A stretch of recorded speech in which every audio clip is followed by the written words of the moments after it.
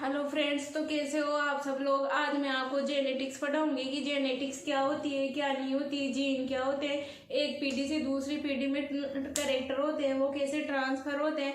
पहले जेनेटिक्स के बारे में हम थोड़ा सा थ्योरेटिकल जान लेते हैं कि जेनेटिक्स टर्म किसने दी थी, फादर ऑफ जेनेटिक्स कौन है। तो चलो, जेनेटिक्स टर्म है वो किसने दी थी।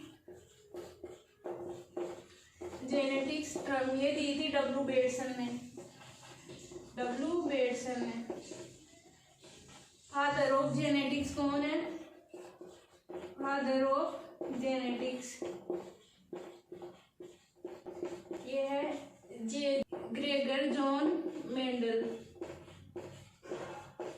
Father of modern genetics.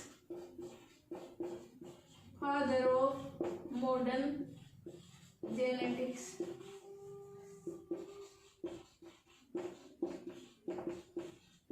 ये है W बेडसन।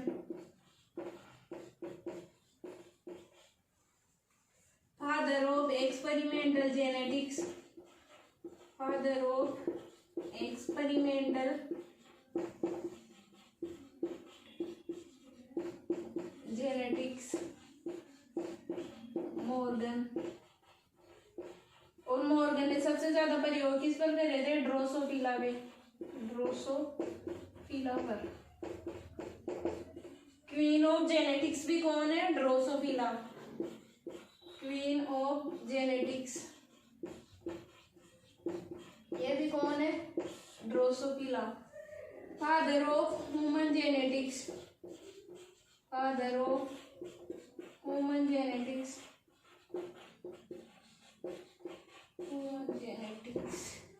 And biochemistry genetics. Biochemistry genetics ये कौन है, ए गेरोड।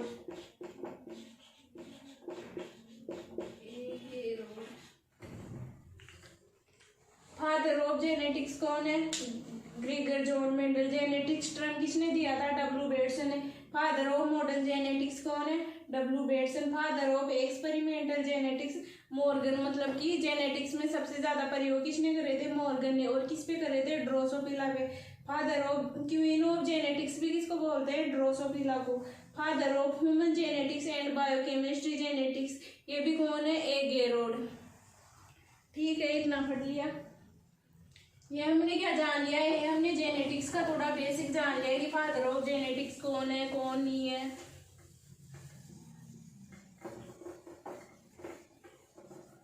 अब देखते हैं जेनेटिक्स क्या होता है। जेनेटिक्स में हम दो चीजों की स्टडी करते हैं, एक होता है हेरिडिटी और एक होता है वेरिएशन। हेरिडिटी और वेरिएशन। विविधता।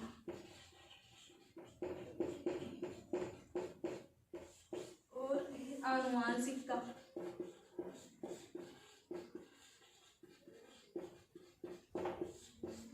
जेनेटिक्स में हम दो चीजों की स्टडी करते हैं, हेरिडिटी एंड वेरिएशन। हेरिडिटी को हिंदी में क्या बोलते हैं, आनुवांशिकता। और वेरिएशन को क्या बोलते हैं, विभिन्नता।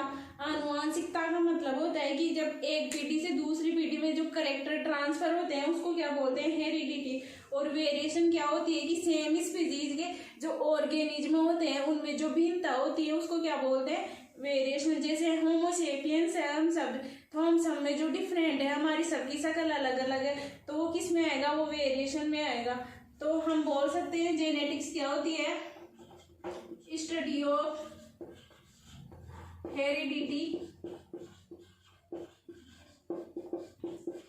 And variation is known as genetics.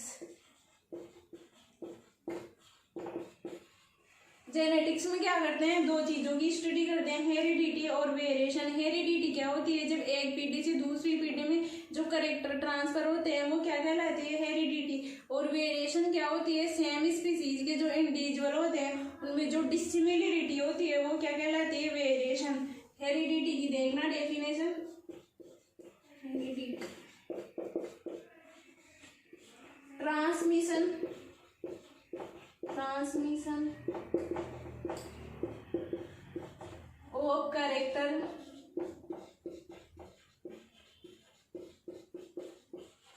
From parent to offspring.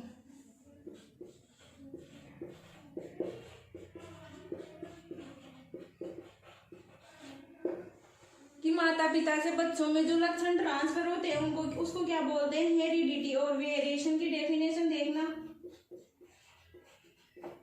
Variation individual of same species, individual of same species, of same species have some different, have some different। Individual of same species have some different, कि हम सब होमो sapiens ही है लेकिन हम सब में कुछ ना कुछ भिन्नता है, वो क्या कहलाती है, वेरिएशन। जेनेटिक्स में किसकी स्टडी करते हैं, हेरिडिटी और वेरिएशन की। अब वेरिएशन भी टू टाइप की होती है।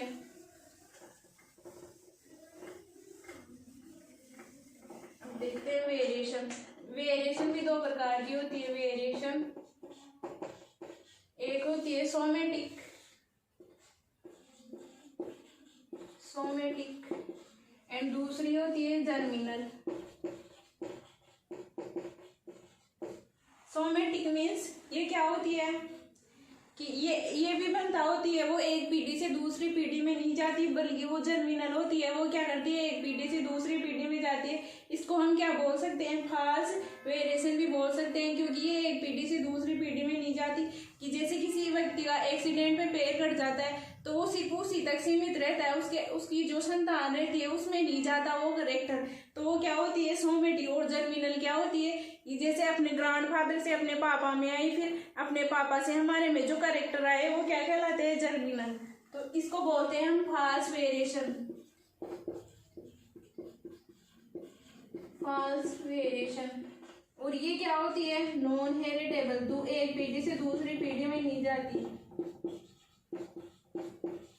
और ये क्या होती है, ट्रू वेरिएशन।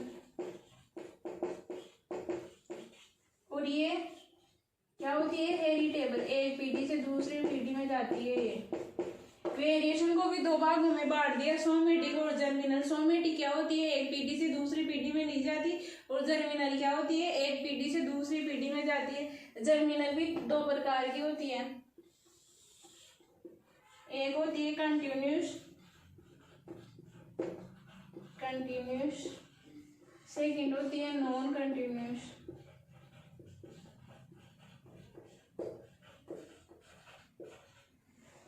कि वे विभिन्नताएं जो एक पीढ़ी से दूसरी पीढ़ी में लगातार जारी है वो क्या कहलाती है, कंटिन्यूस। और जो सिर्फ एक पीढ़ी तक ही सीमित रहती है वो क्या कहलाती है, नॉन कंटिन्यूस।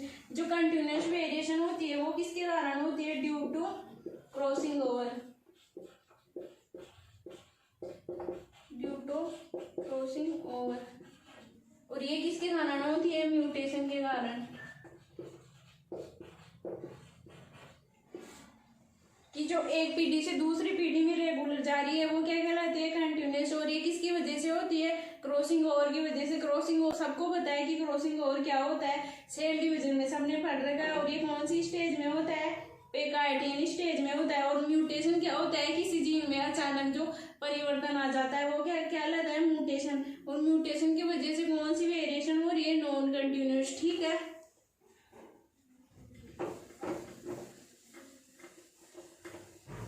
अब हम पढ़ते हैं जीन क्या होता है। सबसे पहले कुछ टर्म देख लेते हैं जेनेटिक्स की, फिर उसके बाद में हम मेंडल के लॉ वगैरह देखेंगे। अब जीन, सबसे पहले हम देखते हैं जीन क्या होता है। जो जीन, ये टर्म किसने दी थी, जॉनसन ने। टर्म किसने दी, जॉनसन ने। जो मेंडल था, मेंडल ने जीन को क्या कहा था, मेंडल ने कहा था यूनिक फैक्टर। अब हमने हेरिडिटी में पढ़ तो लिया है कि जब लक्षण एक पीढ़ी से दूसरी पीढ़ी में जाते हैं तो उसको क्या बोलते हैं, हेरिडिटी। अब जो लक्षण होते हैं, कैरेक्टर होते हैं, उनको एक पीढ़ी से दूसरी पीढ़ी में ले जाने का काम कौन करता है, जीन करते हैं। तो जीन क्या हो गए, heredity unit, heredity unit which is responsible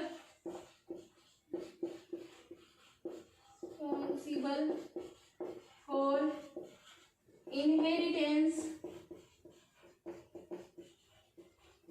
inheritance and appearance of character।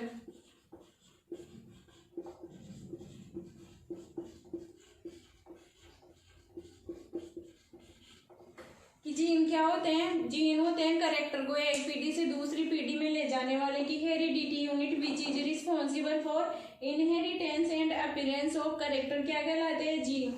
Gene complete, उसके बाद में क्या आता है, फिर एक आता है एलील। एलील टर्म किसने दी थी, डब्ल्यू बेटसन ने।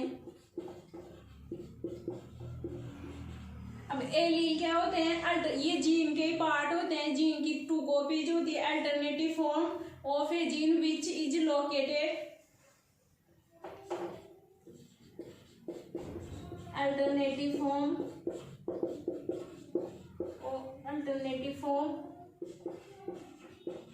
Of a gene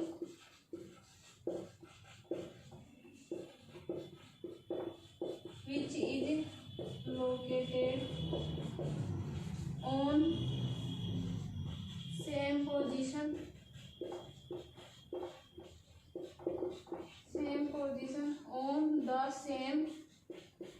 on the homologous chromosome।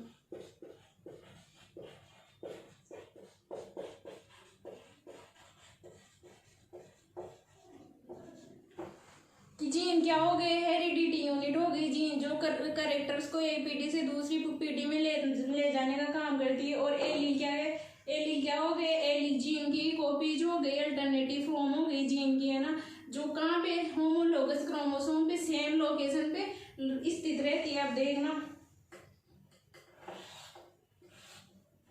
एक ये है और एक ये है।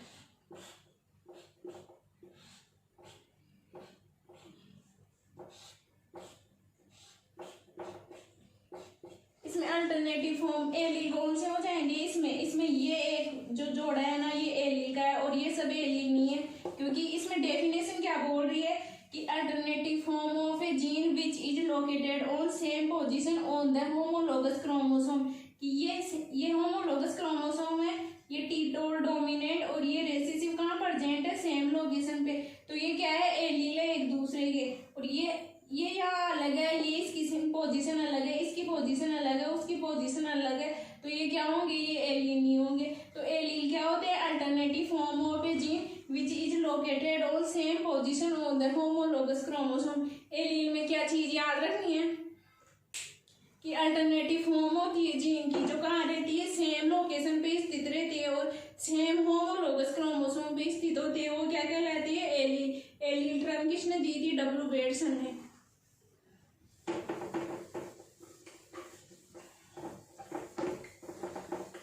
फिर आगे बढ़ते हैं, homozygous and heterozygous.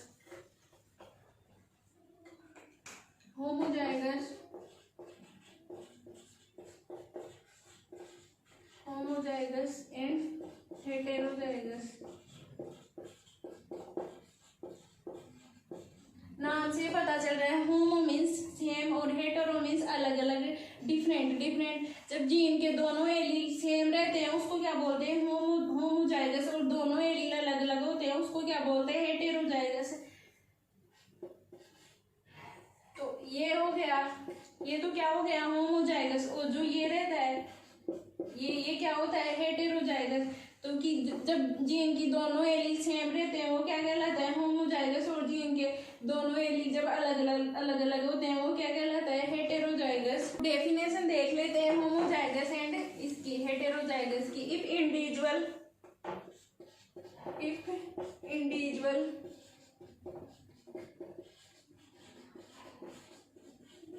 have two identical copies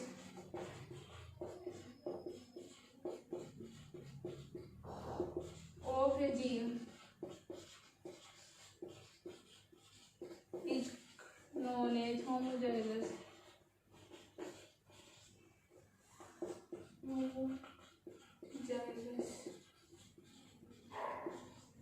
If individual have two identical copies of a gene is known as homozygous। अगर जीन की दोनों कॉपीज किसी ऑर्गेनिज्म में सेम होती है तो वो क्या कहलाता है? होमोजाइगस। जैसे टीटी।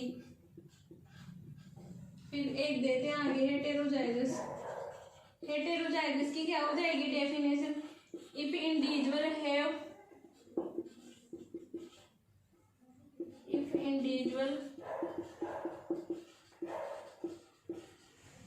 have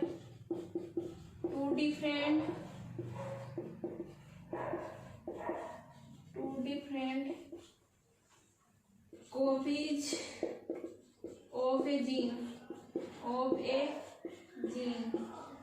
क्या कहलाएगा? हेटेरोजाइगस। होमोजाइगस एंड हेटेरोजाइगस ये टर्म थी, ये किसने दी थी? डब्ल्यू बेटसन ने।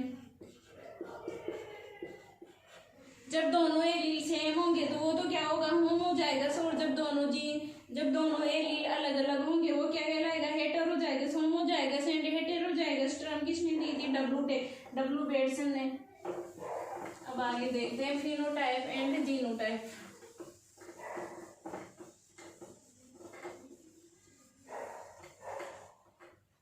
फिनोटाइप और फिर होता है जीनोटाइप। नाम से पता चल रहा है फिनोटाइप मीन्स बार एक्सटर्नल और फिर जीनोटाइप मीन्स की जेनेटिक कॉन्स्टिट्यूशन। फिनोटाइप और जीनोटाइप टर्म किसने दी थी? ये दोनों टर्म दी थी जॉनसन ने। और जीन टर्म भी किसने दी थी? जॉनसन ने दिया था जीन टर्म भी। फिनोटाइप की एक्सटर्नल एंड मोर्फोलॉजिकल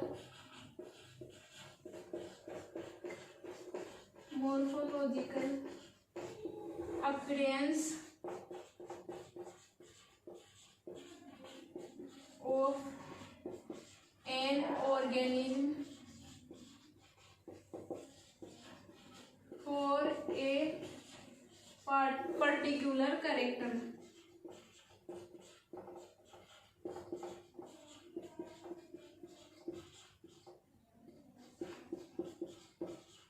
कि कोई भी एक कैरेक्टर है तो हम उसको बाहर से ही देख के क्या बता रहे हैं कि ये तो लंबा है, ये छोटा है, तो वो चीज क्या होगी? वो फिनोटाइप होगी। तो जीनोटाइप क्या होगा? Genotype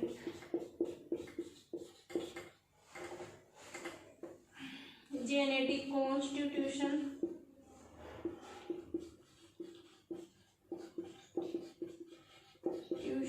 of an organism for a particular character।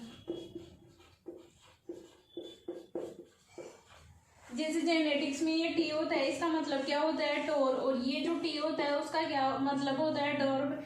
ये टी है तो हम इसको दूर से ही देख के बता रहे हैं कि ये तो लंबा है, प्योर लंबा है। तो ये किस में आएगा?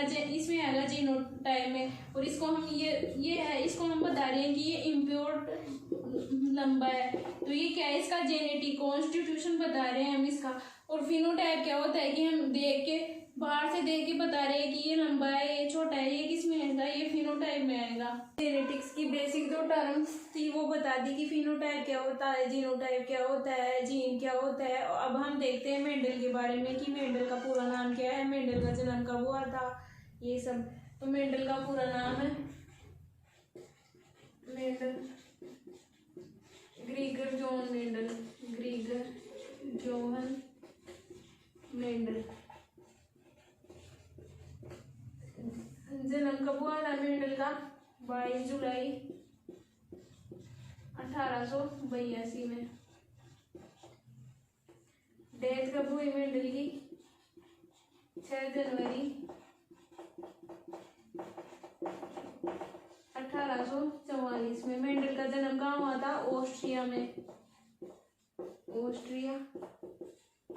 सिलेसिया विलेज में। कि मेंडल का जन्म कब हुआ था?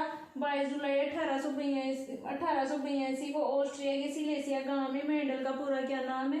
Gregor John Mendel. डेथ कब हुई थी? 6 जनवरी 1844 को। मेंडल ने किस पे काम करा था? पी पे। पाइसन सेटाइवन, पाइसन सेटाइवन। मटर में 2 1 कितने होते हैं? 14। तो मेंडल ने उस टाइम सबकी मतलब पूरे नियम दे दिए थे। मोनोहाइब्रिड क्रॉस क्या होता है, डाईहाइब्रिड क्रॉस क्या होता है, और लोब सेरीगेशन, सारे नियम दे दिए थे उसी टाइम मेंडल ने। लेकिन मेंडल के नियमों पे किसी ने ध्यान नहीं दिया था और मेंडल की क्या हो गई थी उस टाइम? डेथ हो गई थी। मेंडल ने इतने नियमों की खोज करी, किसी को पता भी नहीं था। फिर 3 साइंटिस्ट आए थे, रीडिस्कवरी, जिन्होंने मेंडल की नियमों की रीडिस्कवरी करी थी, पुनः खोज करी थी 1900 में। ये कौन थे? एक था हुगो डी व्रीज। ये कहाँ का था? हॉलैंड का। एक था टिस्चरमार्क।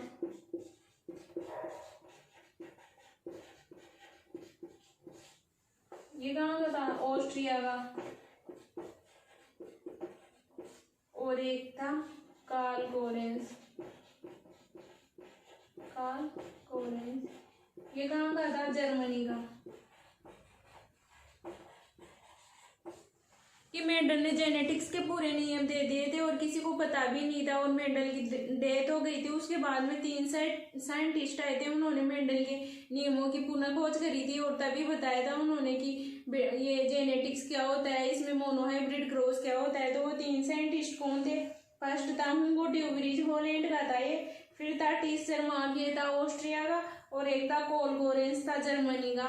तो अब हम देखते हैं मोनोहाइब्रिड क्रॉस क्या होता है।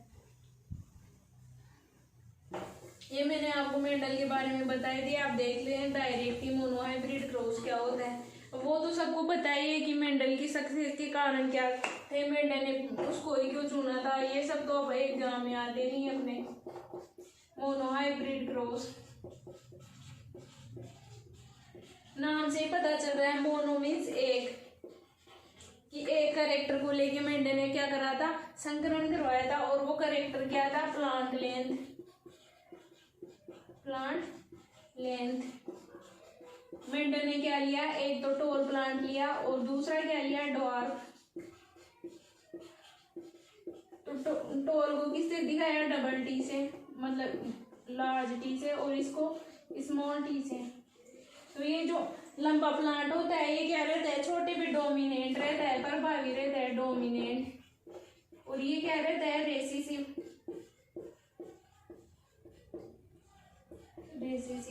अब देखते हैं, एक करेक्टर को लेके संकरण करवाया था, मोनोहाइब्रिड क्रॉस। नाम से पता चल गया है कि एक करेक्टर क्या था? प्लांट लेंथ, कि टोल प्लांट लिया और ड्वार्फ प्लांट लिया। अब देखते हैं, ये रहा टीटी। अब इनसे गेमेट बनाते हैं। ये क्या है? पेरेंट। अब इनमें क्या करवाया? क्रॉस। तो क्या आया? टीटी। F1 जनरेशन आ गई है, F1 पीटी। इसमें क्या है? ओल्ड ओल। फिर क्या करवाया? इसमें क्या करवाई? सेल्फिंग। सेल्फिंग के लिए स्वपरागण करवाया इसी में, कि एक लंबा प्लांट लिया, दूसरा छोटा प्लांट लिया, इसके गेमेट बनाए टी एंड टी, इन दोनों में क्रॉस करवाया। तो क्या आया? टीटी। F1 पीटी में कि ओल्ड ओल प्लांट आ गए। फिर F2 जनरेशन के लिए इनमें क्या करा? सेल्फिंग करवाई इनमें। एक बार इसको हटा के लिख देती हूँ।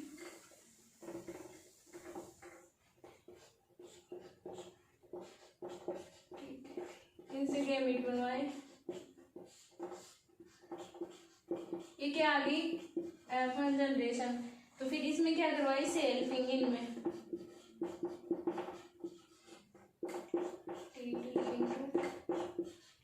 अब क्या बनाते हैं? चेकर। इनके गेमेट बनाते हैं टी, चेकर बोर्ड बनाते हैं अपना, इसमें करते हैं।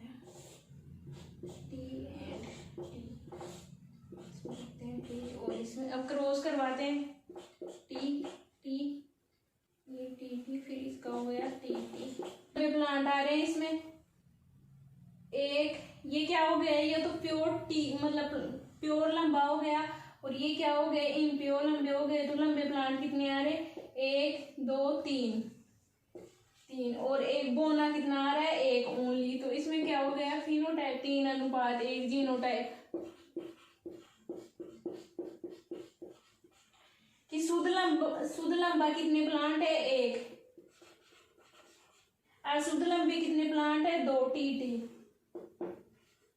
और शुद्ध बोने कितने प्लांट है, 1। तो ये क्या हो गया, जीनोटाइप। फिनोटाइप क्या हुआ, 3:1 एंड जीनोटाइप क्या हो गया, 1:2:1। क्या करा, मोनो हाइब्रिड क्रॉस में एक करेक्टर को लेके क्रॉस करवाया। करेक्टर क्या लिया, प्लांट लेंथ, एक लंबा लिया एंड एक क्या लिया, बोना। इनमें क्रॉस करवाया, फिर क्या है F1 जनरेशन, फिर इनमें सब परागण करवाया, टी। फिर फिनोटाइप क्या आया, 3:1। जीनोटाइप क्या आया, 1:2:1। तो आज हमारा मोनो हाइब्रिड क्रॉस कंप्लीट हो गया। आगे की क्लासों में